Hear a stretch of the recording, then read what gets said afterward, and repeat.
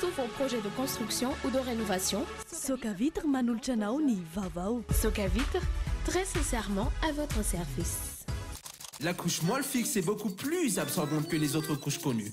Couche molle fixe manolotra anao ny fampalalam-bavao.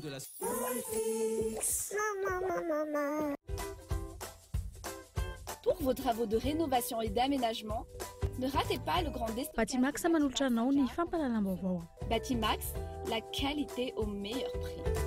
En plus, la visite est gratuite. La 4G Batelma vous présente Ny vavao.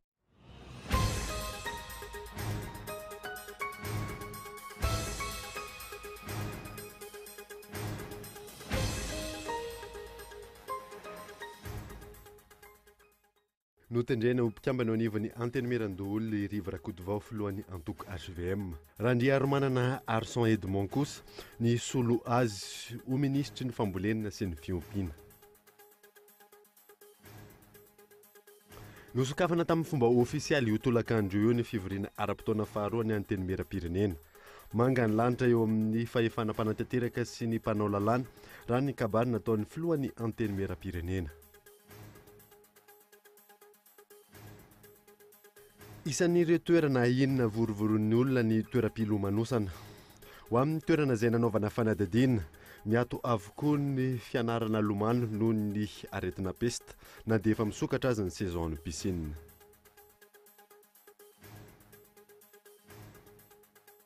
Na tsy mbola tafiditra anatin'ny fahavaratra tanteraka aza isika amin'izao fotoana izao, tonga eny ambaravarana sahady ny rano eny amin'ny faritra Ivo.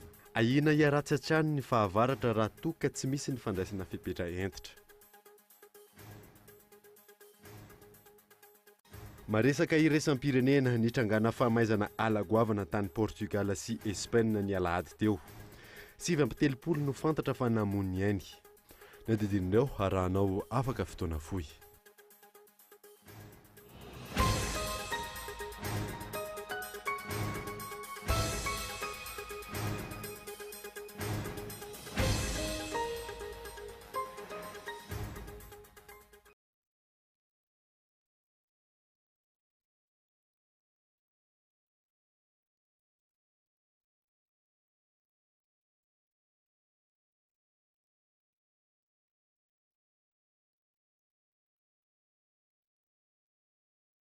Finaritra tompoko lasy tompoko vavy manasanao anaraka ny fampalalam-bavankolo TV hatramin'ny farany any votsika ny vaovao dia notendrena ho mpikambana eo anivon'ny antenemeran-doly riva rakotovao filohan'ny antoko HVM Randry Manana Arson Edmond kosa no nasolo azy ho ministry ny fambolena sy ny fiompiana. Vanadeny andro Arson.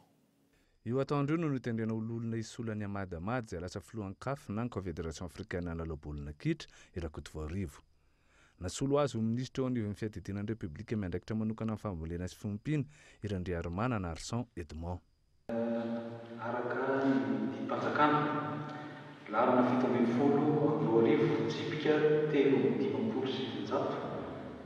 Eto manompa sy mameno ireo fepetra sasasasany amin'ny mpanjakana larana 70 roarivo tsipika 5 sy 700 tamin'ny 10 aprily 4 roarivo.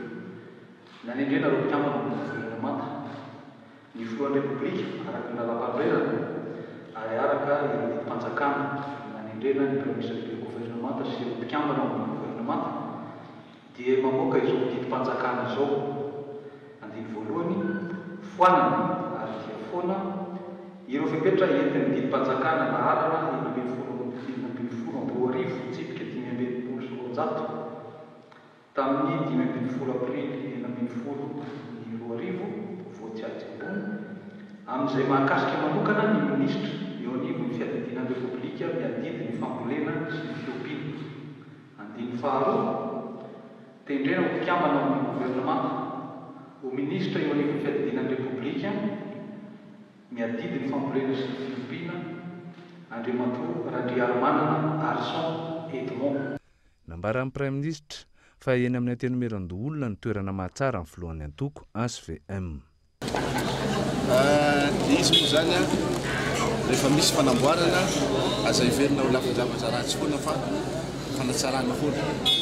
Ary io moa sana amin'ny ekipa anankiray zany efa misy ny fanamboarana dia tsy maintsy jerena koa zany hoe inona ny antony lafiny tsara maharatsy azy hitanareo iny zany nisy retosikely teo amin'ny gouvernemanta fa napetraka any amin'ny Sénat izy iveriko fa amalehibe ny antoko azy tsara zany ny ametrahana azy any mba mipetraka tsara amin'ny toerana zany mahalehibe ny antoko ataoko fa tsisy maharatsy azy katsikatsi politika hijanonana maharitra eo amin'ny fitondrana sady plan B manoloana ny fanakanany maro ny kitihana lalam-pandrena no fanendreny io hoy ny solombavam-bahoaka Ratsivalaka Michel voafity eto Antananarivo voalohany.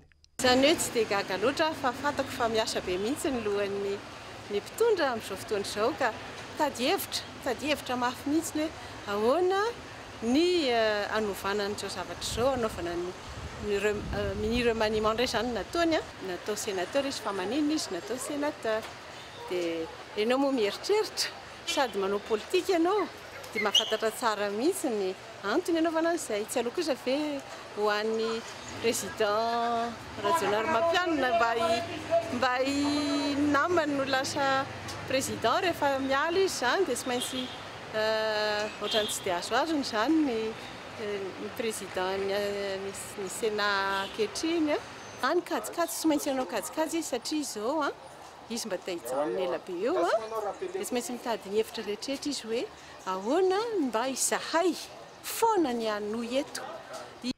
Voamarina hatreto ny fanadidina efa nataonay teto amin'ny Koly TV FM taoriana fanambarana nataon'ny filoham-pirenena ny mpanao gazety ny 20 septambra lasa teo amin'ny fikasana irotsaka indray ho filoham-pirenena sy hanovana ny andininy sasany eo amin'ny lalam-pandrenana izay nahazo fanakianana tamin'ny sehatra maro na io teto toerana na iraisam-pirenena dia izao manao tetika be izao na plan B.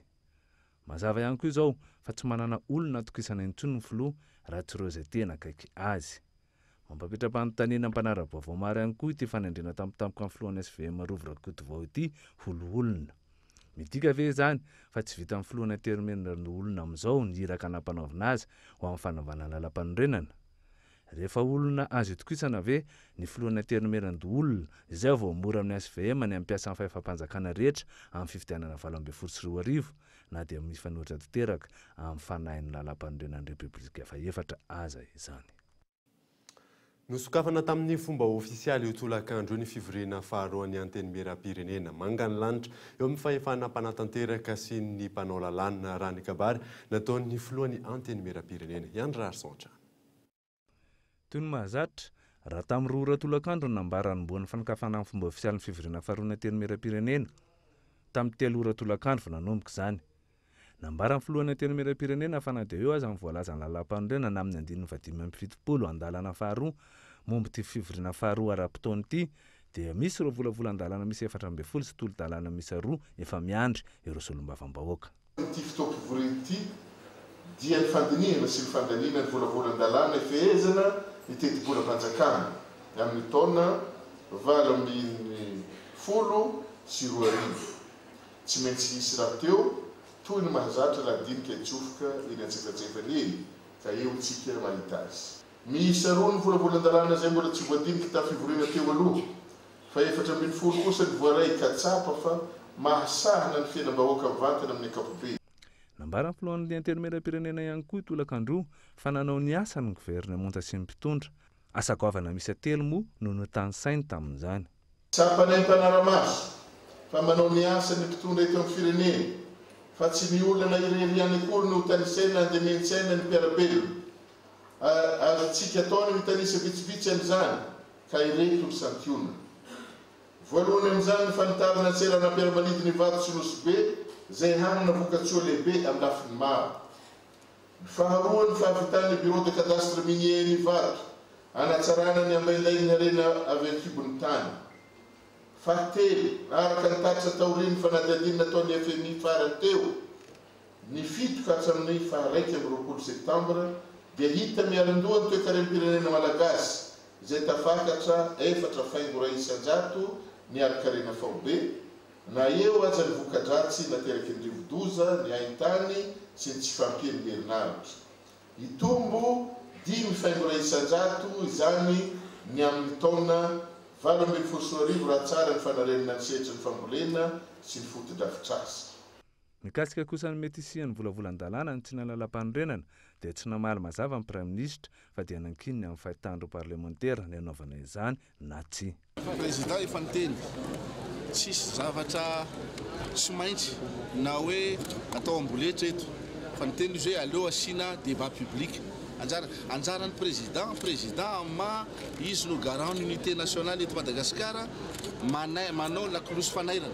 Miteny fotsiny izy hoe reto andininy reto amin'ny lalam-panorenana tandremo mahakasika ny fifidianana mety anahira raha toka zay fotsiny teneniny fa efa niteny izay anjarany rehetra mijery hoe ino no mety mahalafy tsara ny hoe raha toka hiditra amin'izany révision constitutionnelle zany anisan'ny solombavam-bahoaka antenimeran-dolona solombavam-bahoaka koa amin'ny toerana misy zero tsirairay avy any mandinika izy hoe inona ny lafy tsara mety mahasolo vahoaka fa apetraka amin'izay lafiny izay le izy fa tsisy zavatra terena eto fa betsaka manko lasa débat stérile izy miteny hoe te hipetraka maharitra ny fitondrana dia kitihana lalam-panorenana ary raha tadiditsika tsara ny teny filoham-pirenena raha toka isy ihany zany fa ny tenan'izany dia tsy mikitika fa tsy izay mahakasika ny fifidianana sy ny mety ampangaharara ny fifidianana ihany ny mety voakitika zany amin'izay lalam-panorenana zay ngamba ny azo katsikatso politika toy izao hatrany no miseho eny amin'ny antenimiram-pirenena.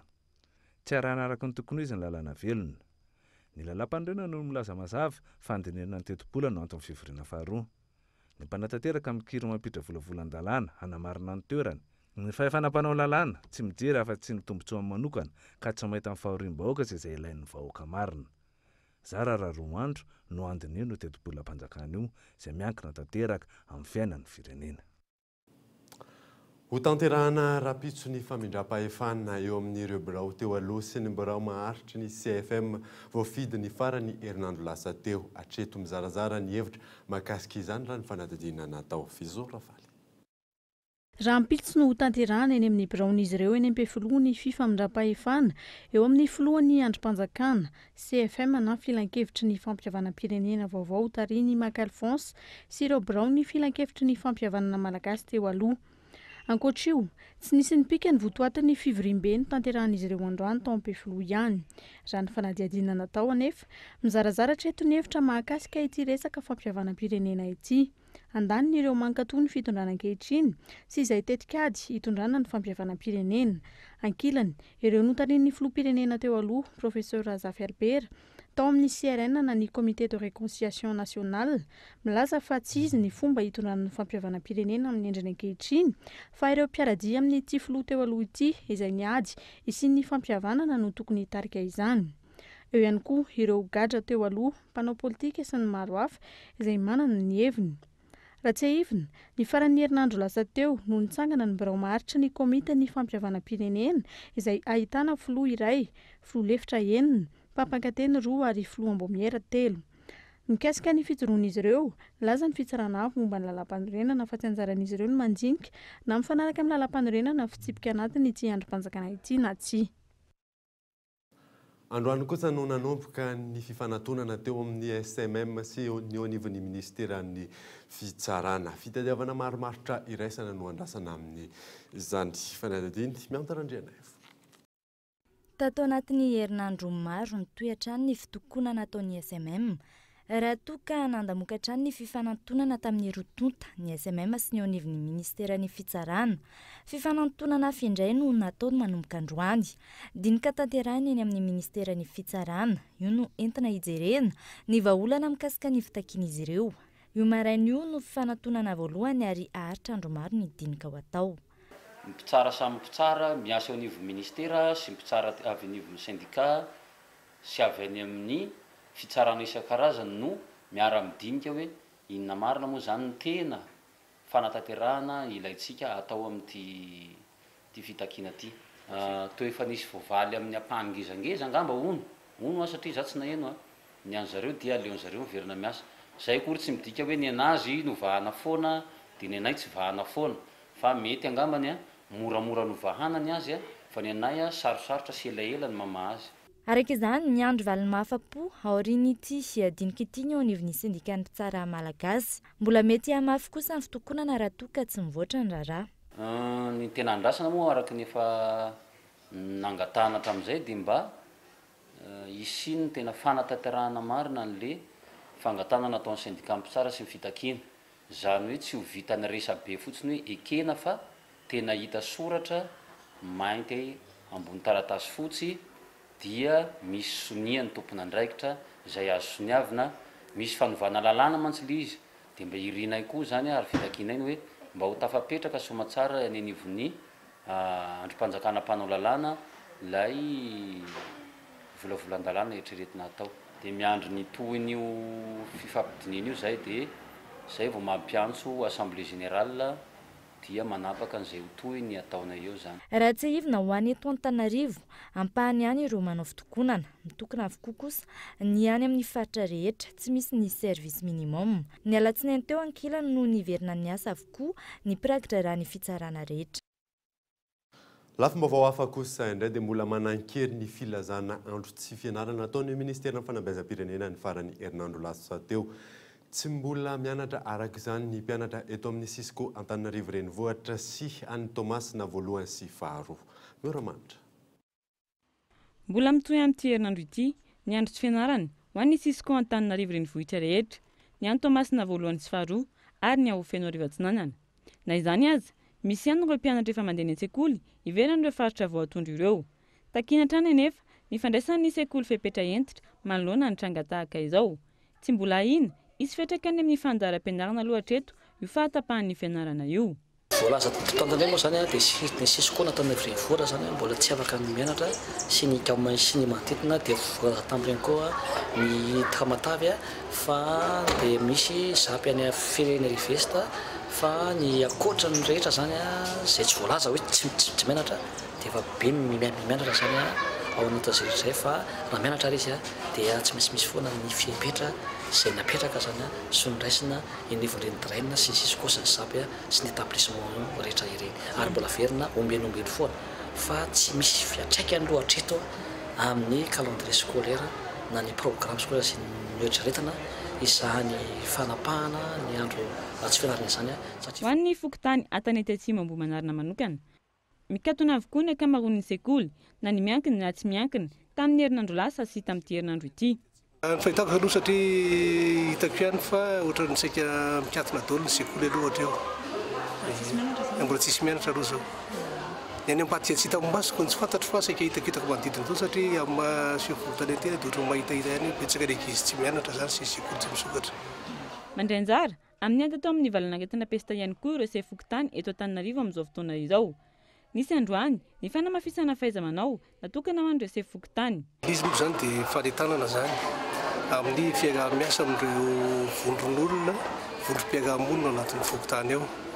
Zany hoe ny zavatra tanterahana zany eo aorianan'izao dia ny azahoana ny fanekeny ireo vondron'olona, vondrom-piarahamonina tsara avy hiaga anetana sy ady amin'ity katraretina pesta ity. Ny fipetrany raisina teo aniva fokontany dia napahafantatra ny olona zany amin'ny alalan'ny afisy. Indrindra misy fisangan'aretina mampiay dia ny fanatonana amin'ny tompom-pitsaboana ara-panjakana. Fa manaraka an'izay koa efa nanao ny ezaka fanadiovana ny tanàna ary fanetanana ny olona mba hakamany fahadiovana zany sy tena hiady amin'ny resaka fahalotoana. Ankoatra ny fahatapahan'ny fianaran'ny mpianatra, ny hemitra ihany koa ny fanadinam-panjakana rehetra atao eny amin'ny Université Antananarivo. Foana ihany koa etsy andaniny ny 2e assise de la coopération internationale des collectivités malagasy et françaises izay tokony ho tanterahina eto Antananarivo renivohitra ny fa 7 ka hatramin'ny 9 oktobra ho avy izao raha tsy misy ny fiovana. Isan'ny toerana ahitana vorovoron'olona ny toeram-pilomanosana ho an'ireo toerana izay nanaovanay fanadihadiana miato avokoa ny fianarana lomany noho ny aretina pesta na dia efa misokatra aza ny saison-ny piscine. Michel Arnarzon. Tafiditra tanteraka ao anatin'ny saison piscine neto Madagasikara amin'izao manomboka ny volana oktobra hatrany amin'ny volana aogositra. Mifanindra amin'ny fiparitahan'ny valanaretina pesta nefa izany tamin'ity taona ity. Ho an'ny toeram-piampianarana amin'ny Lomano nanaovana fanadihadiana miato avokoa ny fampianarana midy ny varavarana. Ina zany efa sokatra efa tapabolana mahery kely teo zay fa nakatona zany le piscine zao satria no le pesta mihitsy dia nakatona tsy dia le rano loatra ny olana akory hoe mitondra pesta fa le fivorivoriana mihitsy zany no sorohana aloha zao amin'izao fotoana izao. Marina aloha fa ny rano zany a mampita aingana dia aingana mihitsy ny valanaretina be dia be, fa kosa nefa ny piscine tsy voakasika izay satria amin'ny piscine vao traité, misy produit zany atao amin'ilay piscine dia io zany arahana tsaka sy andavany, donc tsy misy aia mihitsy. Fa ny aty avelany fotsiny hoe mampanahy ahy zany hoe sao dia tonga le valanaretina. Dia ny rano rano piscine isaky ny tapotra ny saison anankiray vao soloina ny rano. Iray amin'ireo toerana isian'ny vorovoron'olona sy fifampikasoana ny eny amin'ny toeram-pilomanosana, raha nanontany ny mpitsabo iray izahay, tsy misy atahorana ny mety hifindran'ny pesta eny amin'ireny toerana ireny, maty ny valanaretina ny anaty rano raha ny fanazavany, ny pitidrora no mety hampiahiahy. Beny aloha mety misy fa kely ihany, fa ny pesta aloha dia anaky roa ihany no tena fifindrany aloha hatreto. Ny mifindra amin'ilay kaikitry ny parasy izy aloha, dia avy eo no hoan'ny pesta pulmonaire satria rehefa tonga anatin'ny olona ny pesta ao dia mety tonga any amin'ny vatana manontolo izy na mety tonga aty amin'ny tratra. Dia amin'izay fotoana izay rehefa lasa pesta pulmonaire, rehefa mikohaka izy dia ilay reoky le olona iny zany raha makany amin'ny olona salama dia ino no mavoan'ilay olona salama. Izany hoe ny pesta aloha zany aloha dia afaka mijanona minitra vitsivitsy ety ivelany zany mandrapahafatiny ka tena fanakaiky be le olona vao mety misy, satria le pesta zany raha vao azon'ny hafanana azon'ny andro dia vetivety izy dia mahaty any. Na izany aza, tokony hitandrina ny tsirairay raha ny fanazavana ary tokony hanaja ny tsy fifanantonana eo amin'ny 2 metatra amin'ny olona iray voa na tsy voan'ny pesta mba tsy hisian'ny pitidrora. Raha ny antota anisan'ny voaka, mbola tsy voafeny pesta eto Madagasikara na eo aza ny fandraisana andraikitra isan-tsokajiny. Raha ny antota nisy farany navoaka ny BNGRC, distrika Avala amin'ny 30 no voakasiky ny pesta amin'izao fotoana izao. 5,700 ireo trangana pesta voaray, 5,30 sy 500 amin'ireo no pesta areti-tratra, 20,000 bubonique ary 4,70 kosa ireo maty. Tontolon'ny pesta izay hatrany dia niakatra 7,50 ny trangana pesta ho mahatsiatra ambony raha ny taremarika voaray omaly misa 4,30 ny pesta bubonique ary 3,20 ny pesta pulmonaire. Fanadiny Gaëtan Andriatsilavo. 4,30 ny fitambaran'ny tranga hena ho pesta bubonique ary 3,20 ny pesta pulmonaire. Mbola mijanona ho 3 ny maty, 2 tao amin'ny distrika Ambalavao ary ray distrika Ambomasoa. Ny distrikan'ny Sandra sy Kalamavony no tsy ahitana ny tranga mihitsy hatreto. Raha ao amin'ny distrikany Ambalavao no ahitana ny tranga hena be indrindra. Mitotaly 3,20, 3,20 pesta bubonique, 10 pulmonaire ary nisy maty iray. Manaraka azy ny distrikany Vohibato mitotaly 5,20 izany tranga izany, 2,20 bubonique, 4 pulmonaire. Commune Ambonivotry Fianaratsoa, Fianaratsoa renivohitra mitotaly 7, 3 bubonique, 4 pulmonaire. Ambohimasoa 8 bubonique, 2 pulmonaire ary nisy iray maty ihany koa. Lalangina 2, ray bubonique ary ray pulmonaire. Entaninatrano moa hiantsony larana maintso 700 raha misy ny ahiahiana na manantona ihany koa ny mpitsabo avy hatrany na miantso mivantana ny tompona andraikitry ny serasera eto anivony faritra Mahatsiatra Ambony. Fampitam-baovao io avy amin'ny cellule de crise faritra Mahatsiatra Ambony io maraina io. Eo amin'ny setry ny fampianarana moa dia amin'ny 17 ny volana oktobra zao vao miditra mianatra ny mpianatra amin'ny ireto toerana ireto araky ny fanapahan-kevitry ny draine Mahatsiatra Ambony. Ny sekoly rehetra ao anatin'ny sisikony Fianaratsoa voalohany manontolo. Ny sisikony Lalangina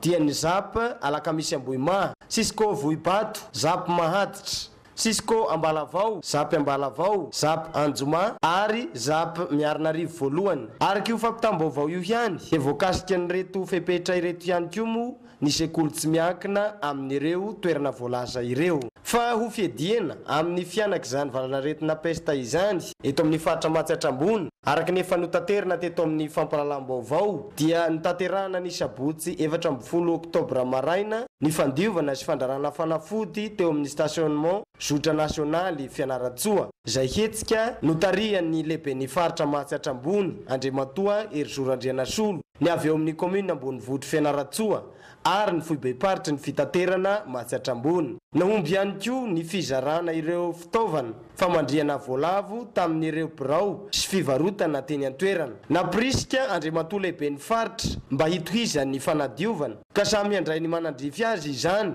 ireo miasa sy mivelona eo amin'ity fiantsonana ity. Ady ombonana ny famongorana ny pesta. Na tsy mbola tafiditra anatin'ny fahavaratra tanteraka azy isika amin'izao fotoana izao tonga any ambaravarana sahady ny rano any amin'ny faritra Iva. Ina ratsy ny toedrara raha toka tsy misy ny fandraisana fepetra entitra fezora vaty. Rotsakorana voalohany nisy teto an-drenivohitra tahaka izao ny rano eny amin'ny faritra Iva na tsy mbola anatin'ny vaninandro fahavaratra tanteraka azy isika. Anaty azo isotry Andranomanalina tafiditra ambaravarana ny rano tato anatin'ny 720 ora. Zary fahazarana isan-taona izany ho an'ireo mponina eny an-toerana manoloana ny tsy fisian'ny fandraisana andraikitra. Ohatran'ny mandavataona ny ranonay ity fikarakarana tsy dia misy mihitsy. Tamin'ity ireo maina ny tany tsisy mikarakara. Io zao vao nanomboka andro alina no avy ny orana dia efa rano any atokantrano. Tsingevana daholo ny tsingevana. Mety rapitrano vao raha tsy avy ny orana fa raha mbola miha moa dia efa herinandro. Tena nanny aky zara tena mijaly ny aretina tonga ho azy tongotra masaka fahadiovana tsy hitantsony izay fahadiovana zoko varina any akady daholo ny rehetrarehetra. Io zavatra io dia tafiditra any an-trano ary io misy voaka vaovao ohatr'izao foana isaky misy rano nefa tsisy vahaolana mihitsy ilay izy ka ilay vahaolana amin'ilay rano mihitsy zany mba hangatanay mponina ety Andramanalina. Fa fahoriana ny aretina zao mipesy efa beta be mianaka be nefa ampin'ilay rano indray vao mainga amin'izay ho tena ho sahirana ka izay ny tena atahoranay. Ny fisian'ireo fanorenana ambony lakan-drano no anisan'ny manamafy ny fiangonan'ny rano ao amin'izy ireo raha ny fanazavan'ny lehiben'ny fokontany anaty azo isotry.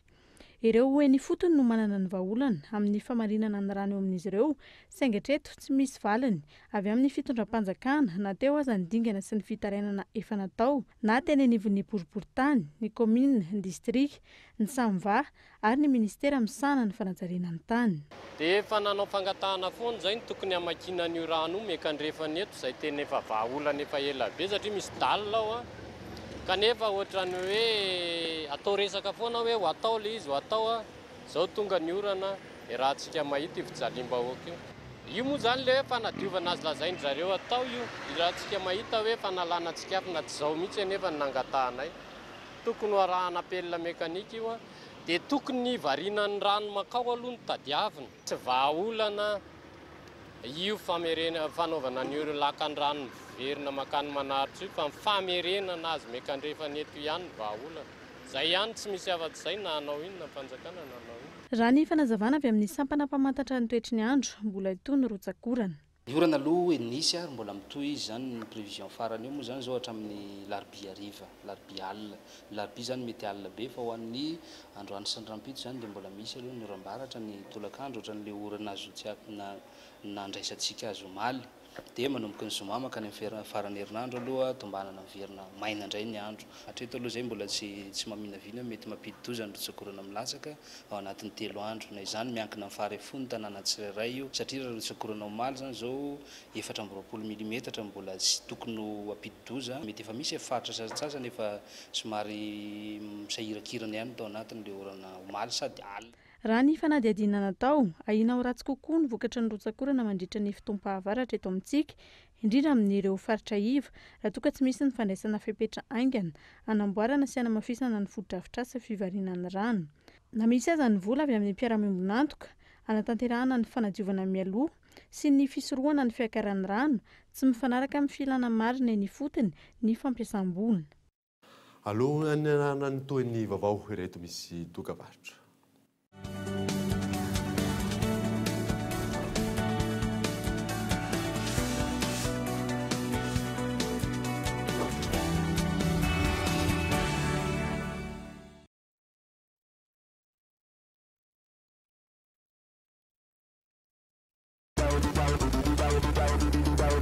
Le 4Gen, c'est le premier smartphone 4G by Telma. l'unique réseau 4G de Madagascar. Avec son écran 5 pouces, capture tes moments forts en photo 8 mégapixels et en vidéo HD. Tes selfies seront sublimés avec ses 2 mégapixels et encore plus fun avec la reconnaissance faciale. Sois 4Gen avec le smartphone 4G by Telma. En ce moment, à 194 000 arrières seulement. Telma, numéro 1 des smartphones. dinidinika ambany tafitrano ataony ramatoa be ny tanàna Antananarivo raha oviny io amin'ny alarobia 20 oktobra ho avy izao amin'ny 2 ratsy diso ao amin'ny lapan'ny tanàna Analakely miaraka amin'ny mpanao fitaterana taxi rehetra ato anatin'ny tanàna Antananarivo ho avy daholo tsika rehetrarehetra fa miantsona eny amin'ny alarobia 20 oktobra ho avy izao amin'ny 2 ratsy diso ao amin'ny lapan'ny tanàna Analakely miaraka amin'ny mpanao fitaterana taxi rehetra ato anatin'ny tanàna Antananarivo. Une dose de chaleur et attendre le temps qu'il faut pour cueillir le goût. Chez Le Sieur, nous récoltons votre confiance en allant chercher le meilleur des œufs frais chez eux. Avant de les confier à des mains expertes, chez nous, et vous donner le meilleur de la mayonnaise, chez vous.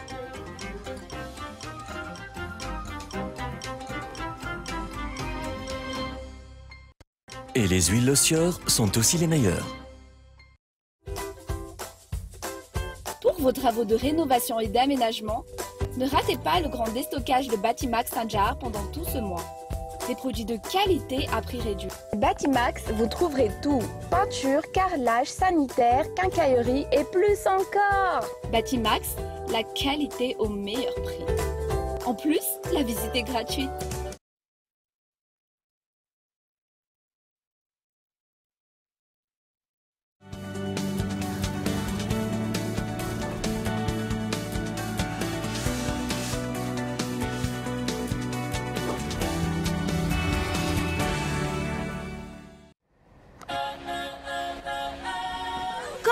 Bande originale.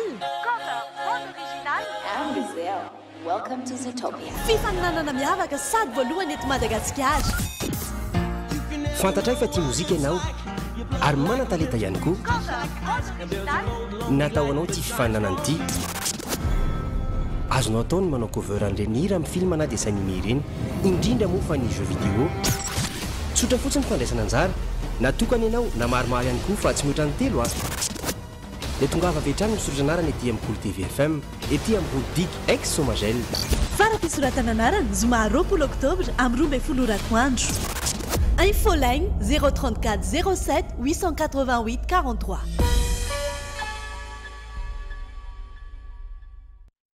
Verina eto amin'ny fampahalalam-baovao isika vaovao mahakasika ny fanabeazana tsy manaiky ny fanoloana proviseur teo aloha ny mpampianatra ao amin'ny renivohitra faritra aloatra Mangory vokany. Tsy mianatra ireo mpianatra nanomboka ny alatsinainy lasa teo mbola mitoy ny hetsika fitokonana fanampanazana entiny mpanao gazety ao Ambatondrazaka. Tany fotoana nanomboan'ny fampianarana fito ambin'ny folo valo ambin'ny folo sy roa arivo isanandro nisy ny famindrampo-tantanana teo amin'ny proviseur teo aloha Andriamatoa Claude Aristide Randrianarsoa sy Andriamatoa Hasina Rabezarvely izay nanimba izany toerana izany. Maneny heviny mahakasika izay indrindra moa nisy tenan'ireo mpampianatra no sady fitondraseny amin'ny vorony komisiona amin'izay fitakiana izay ao amin'ny lycée Ranoavinona Nordela ny Samarova Ambatondrazaka Andriamatoa Cherche Ratsumba. Mbola nitoy izany esika ho fitakiana izay sy naharadalana no sady sy ankasitrany mpampianatra tamin'ny nanindena izany proviseur vaovao izany. Tapabolana taorian'ny trangatany mananjary namoaka fanambarana indray ny CRADOI sy ny kolektif tany mangataka ny ampitsarana ny famodirana amponja ireo olona miaro ny tany manerana ny Madagasikara izy ireo ka eto Andriatsilavo. Ny raha ny maro nahita tany amin'ny gazety tamin'ny volana Mey 17 sy 2 arivo fa nisy fandroana amponina zato mahery sy fandravana trano 420 tany miadanandrina ao amin'ny commune Ampefy nateraky ny fahatongava ny herim-pamoretana na natateraka didi-pitsarana nivoaka tamin'ny taona 526 tany ho any. Andalo fitsarana indreo metona ny lafiny samihafa amin'ny tirara ity ny alarobia fa 20 ny volana Oktobra sy ny talata fa 20 ny volana Oktobra ho avy izao. eo ampiandrasana izany dia manao antsoavo ny fikambanana Kradoi sy ny kolektif tany ny anafana tsy misy atakandro an'izy efa mianaka mba ho fanajana ny zololombelona sy ahafana izy ireo manomana ny fiarovatenany rehefa tonga ny fotoana itsarana azy. Mangataka ihany koa izy ireo ny ampitsarana ny fampidirana amponja detention préventive izay olona miaro ny taniny manerana ny Madagasikara, miaro ny antom-pivelomany sy ny fiainany ary no avy ny taranany izy ireo. Ankoatr'izay, mifanipaka amin'ny fifanekena iraisam-pirenena momba ny zoara-toekarena, ara-tsosialy ary ara-kolotsaina izay nankatoavy ny Madagasikara ny fomba fanao toy izao. Vao tsy ampy-tapabolana izay no nanao fanambarana ny Kradoi sy ny kolektif tany mikasika ny nampidirana amponja n'Andriamantora Leva any Mananjary, no izy nangataka ny ampisehoana ny mponina ny taratasy manamarina fa nahazo alalana iverina hitrandraka ny orinasa sinoa izay nahato ny tompon'andraiki-panjakana volana vitsivitsy lasa izay. Izao indray namoaka ity fanambarana ity izy ireo. Midika izany fa mitombo ary miseho etseroa ny fanararaotam-pahefana sy ny fanaovana tsindry azolena amin'ny madinika. Ny mpitondra fanjakana tsy ahitana fihetsika na ezaka kely akory iarovana azy ireo. Antony mahatonga ireto fiarahamonim-pirenena ireto ilaza fa tokony ampitomboana ny fanakalozam-baovao sy ny fanohanana mba tsy ho adino any anaty fonja sanatria ny mpiray tanindrazana miaro ny taniny sy ny antom-pivelomany. Mpiandro fonja ray sy ireo namany telo tompony antoka tamin'ny vakitrano sy fakanahan-keriny eto Antananarivo sy Toamasina no sarony mpitandron'ny filaminana 13 Oktobra lasa teo. Kalakiray sy PA misy roa no azo tamin'izany ka etao Andratsilawatra. Ny fafito amby folo ny volana septambra lasa teo, jiolahy misa 4 nitondra kalakiray sy PA roa no nanafika orinasa iray teny Andravoahangy. Hita tao amin'ny caméra de surveillance izy ireo ka natao ny famitorana sy ny fanenjehana. Ny fahatelo amby folo ny volana Oktobra, tratra ilay mpiandro fonja iray tamin'izy ireo. Tamin'ny alalan'ny oronan-tsara io nafahana nanango-baovao sy nanaovana fikarohana. Ka ny 13 Oktobra lasa teo no tratra ny azampin'ny tanse iray, tratra teny Nalamahitsy izy, izay anisany nanatanteraka io fanafiana amin'ny Tapiadina io. Eo voasambotra izy dia tamin'ny alalany ihany no namandriana ireo namany, izany hoe nasina natsina telefona ary nanome fotoana tena Alakamisy Fianarivo ireo jiolahy namany. Rehefa tratra io mpiandro fonja io dia nanao velam-pandrika ny mpitandro filaminana isamborana ireo namany. Tafaporitsaka nefa ireo jiolahy namany ka raikitra ny fampitifirana. Lavo nandritra izany ny jiolahy ray, fantatry ny rehetra amin'ny anarana hoe Mika Belo. Ity farany izay efa nitsoaka ny fonja ary malaza amin'ny fakana-keriny teratany Karana eto Antananarivo renivohitra sy any Toamasina. Marihana fa ity jiolahy maty voatify ity zany dia fantatry ny rehetra amin'ny anarana hoe Mika Belo, izay efa malaza ratsy amin'ny fakana-keriny sy fanafiana amin'ny Tapiadina. Ankoatran'izay dia efa gadra nitsoaka ny fonjana tamory izy io tamin'ny taona 14. Tokony mbola mitany sary ny 7 taona izy no niasa fanafiana amin'ny Tapiadina izay efa nataony. Ankoatran'izay koa moa dia efa karohana fatratra izy io noho ny fakana-keriny ihany teratany Karana teto amin'ny andrenivohitra sy ny fahatany izay asehonareo ity zao anisan'ny délégation judiciaire avy amin'ny fitsarana mampikaroka azy ary voarakitra amin'izany fa voaroy amin'ny fikambanan-jiolahy sy fakana-keriny teratany Karana izy. Mbola tsy hita ary karohina amin'izao fotoana ilay kalakiray sy PA roa nampiasainy ireo jiolahy ireo. Tsy ireo ihany anefa no tokony karohina sy andraisana fepetra entitra fa ny fiparitahan'ny basy sy ny fitaovam-piadiana mahery vaika eto Madagasikara. Ny basy miparitaka no miteraka ny tsy fandriampahalemana sy ny fanafiana ary ny famoizana ain'olona maro eto amintsika.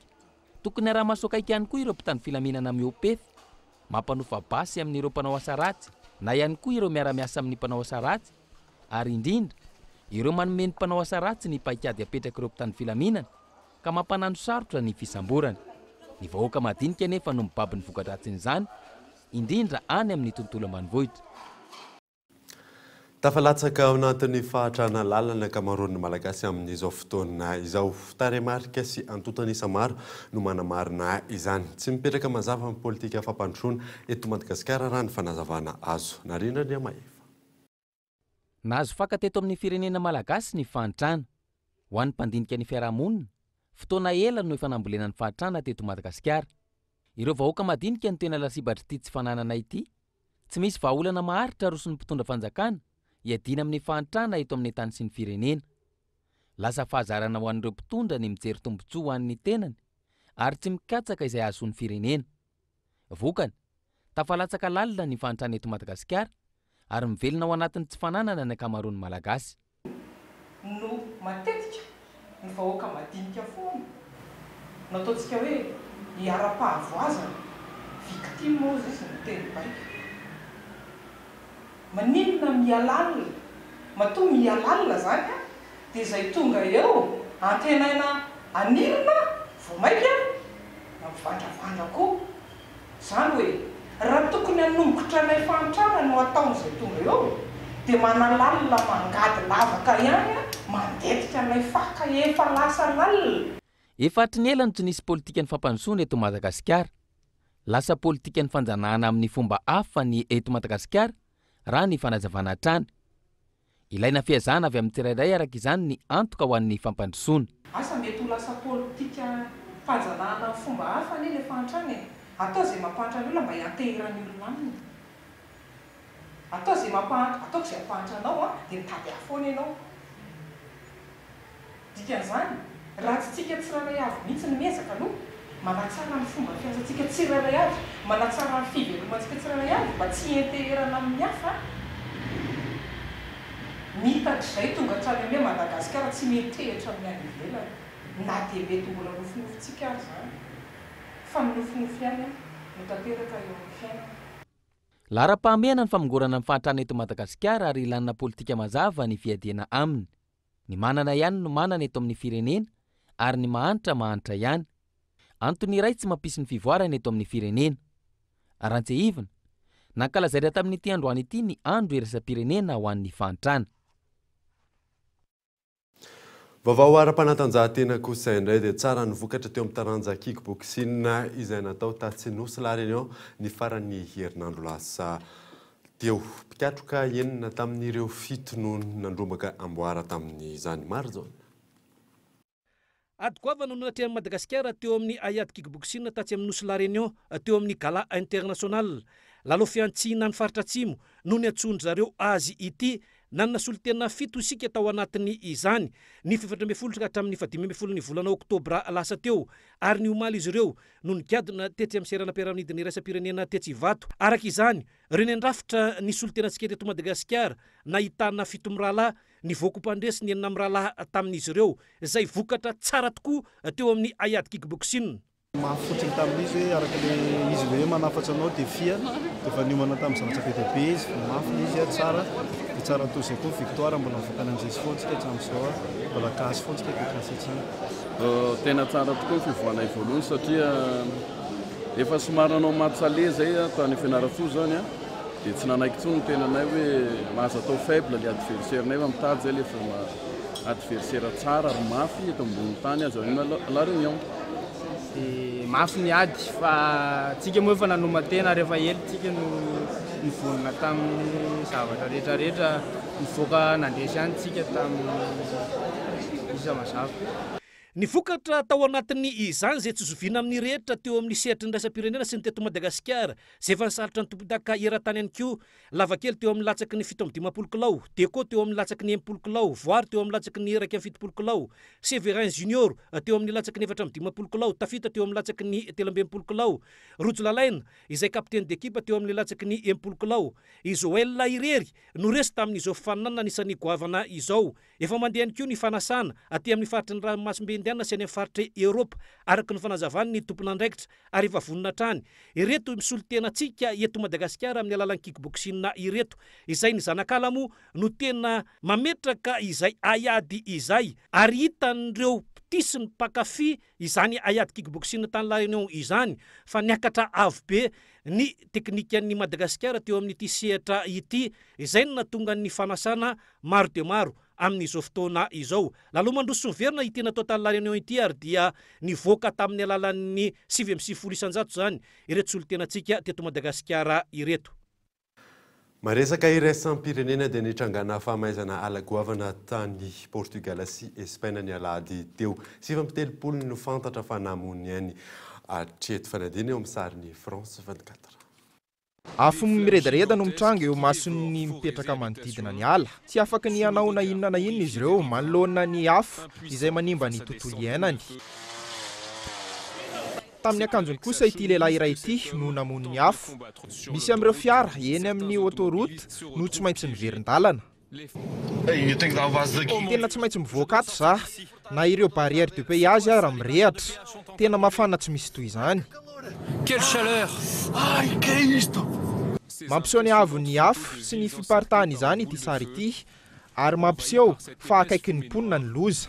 Tsy maintsy noraisina ny fepetra ary miisa 5,000 ny isan'ireo mpamonjy voina nandray ny andraikiny. Mahatratra 7,0 kilometatra isan'ora kosa ny fiparitahan'ny afo.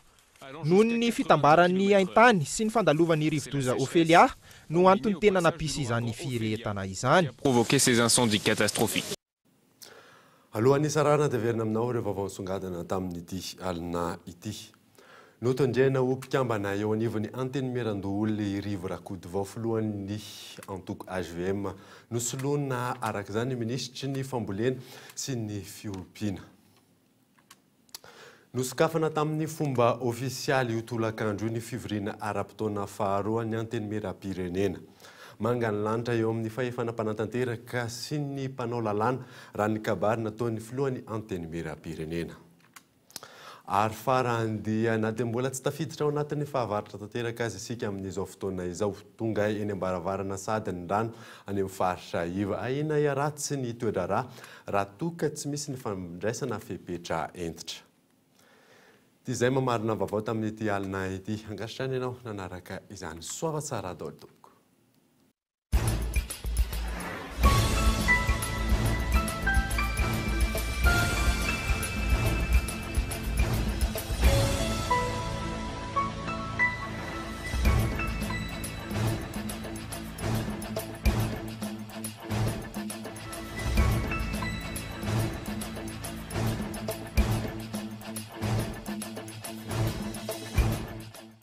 La 4G by Telma vous a présenté Nivavao.